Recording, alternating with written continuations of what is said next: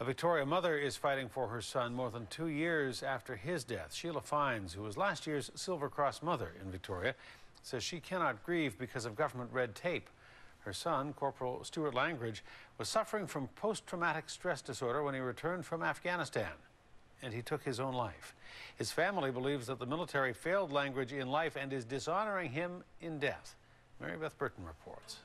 Corporal Stuart Langridge smiles brightly for the photo while on active duty. The serviceman had dark periods too. After 10 years of exemplary service, on March 15th, 2008, our son lost his battle with post-traumatic stress disorder and hanged himself in a barrack room at CFB Edmonton. Corporal Langridge served in Bosnia in 2002 and sent this holiday message home to his parents in Victoria. I'd like to wish my family a Merry Christmas and a Happy New Year. Langridge's family says a tour in Afghanistan in 2004 forever changed him. In the last year of his life, our son had 6 suicide attempts, multiple hospital admissions, 10 different diagnoses, and had resorted to self-medication with alcohol and eventually cocaine. More than 2 years later, the family still waits for the findings of a board of inquiry into his death. Now they've turned to the New Democrats in Ottawa for political support. Last year, Sheila Fynes was Victoria's Silver Cross mother, laying a wreath at the cenotaph on behalf of all mothers who lost their children in military service. But most of her military dealings recently have been bureaucratic nightmares.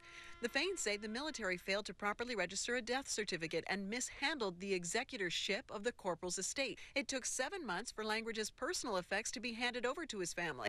The most egregious example of the military's callousness was the failure to disclose that Stuart had left a note to his family at the time of his death.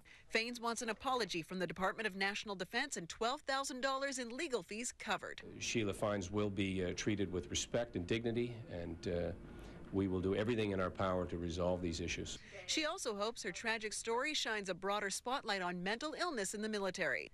Military personnel get pre- and post-deployment health screenings. Every tour ends with a 5-day decompression session. And at home bases like CFB Esquimalt, the mental health outreach continues. We look at the screening questionnaire that they completed in theater.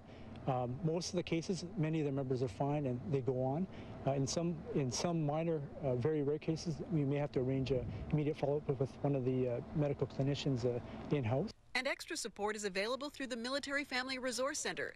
This new building and annex for the health facility here at CFB Esquimalt opens in the new year, and its primary focus is on mental health issues. The military says 87% of its service people return from deployment with no mental health issues. Stuart Langridge was one of the unlucky 13% who did. In Victoria, Meribeth Burton, A News.